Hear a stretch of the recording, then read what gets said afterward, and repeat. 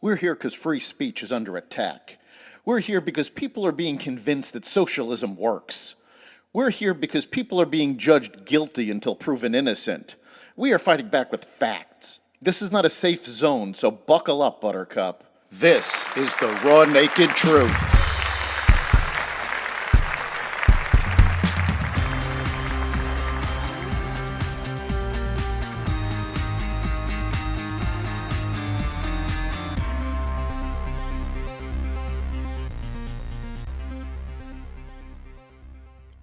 U.S. attacks Houthi rebels, exaggerated job numbers, higher inflation, and more.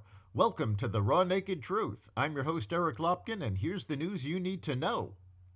The United States and Britain on Thursday attacked Houthi military targets in Yemen with fighter jets and Tomahawk missiles fired from Navy ships.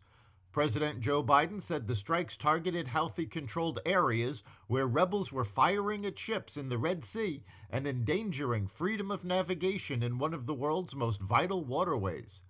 Biden said the strikes, supported by Australia, Bahrain, Canada, and the Netherlands, showed that the coalition would not tolerate Houthi aggression.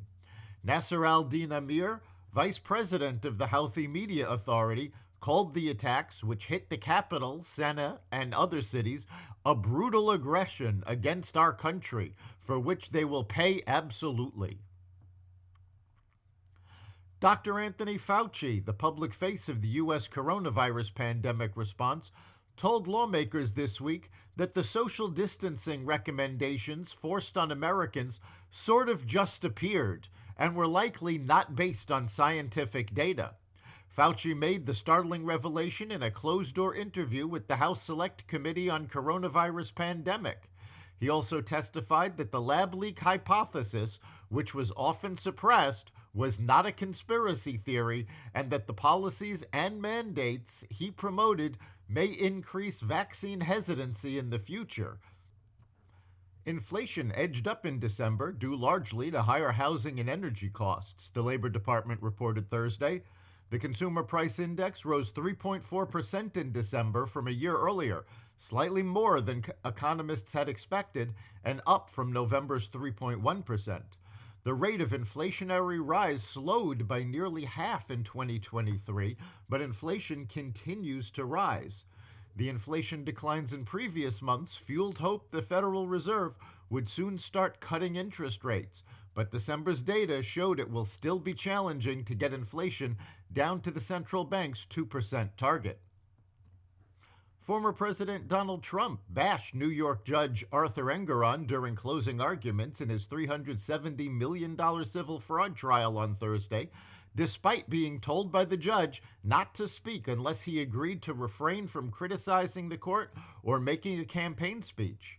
Trump stated he was an innocent man being persecuted by New York Attorney General Letitia James for political reasons. He also said Engoron had his own agenda before the judge told Trump's lawyer to control your client and called a lunch break. James accuses Trump of fraudulently inflating his property values to get preferential treatment from banks.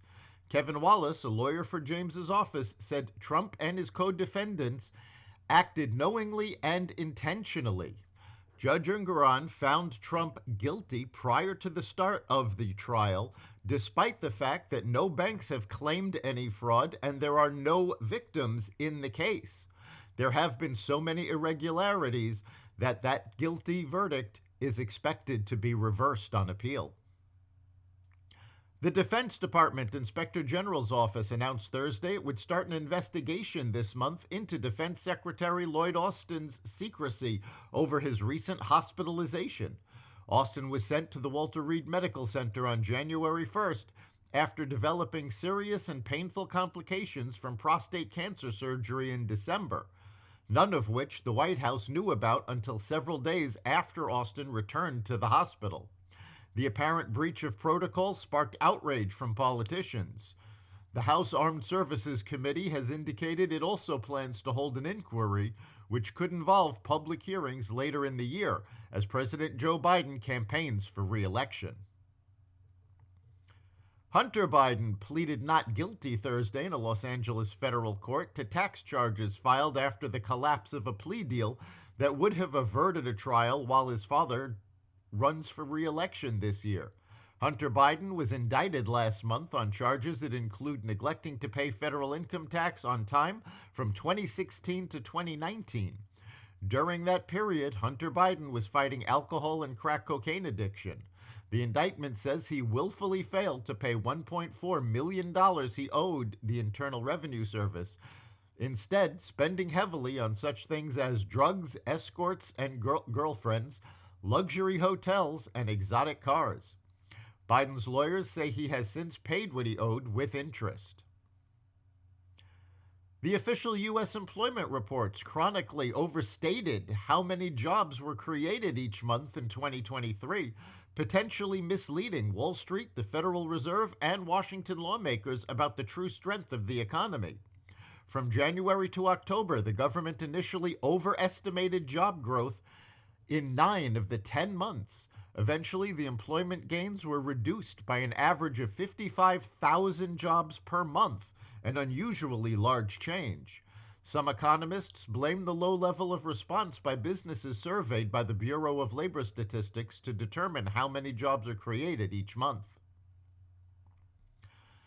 New York Federal Reserve President John Williams said U.S. interest rates will likely need to stay high for some time until senior central bank officials are confident the rate of inflation is returning to 2%. Williams is seen as a close ally of Fed Chairman Jerome Powell, so his words carry a lot of weight in financial markets. The New York Fed chief pointed to major progress in slowing the rate of inflation. The Consumer Price Index, for example, has decelerated to an annual rate of 3.1% from a 40-year peak of 9.1% in mid-2022. It is important to remember that 3.1% is up from the 9.1% and not a decrease in actual costs. That's the Raw Naked Truth. You can catch every episode of The Raw Naked Truth at xvadio.com, the Apple Podcasts app, Google Podcasts, Spotify, iHeartRadio, Audible, Amazon Music, and other platforms that respect freedom of speech. We'll see you next time.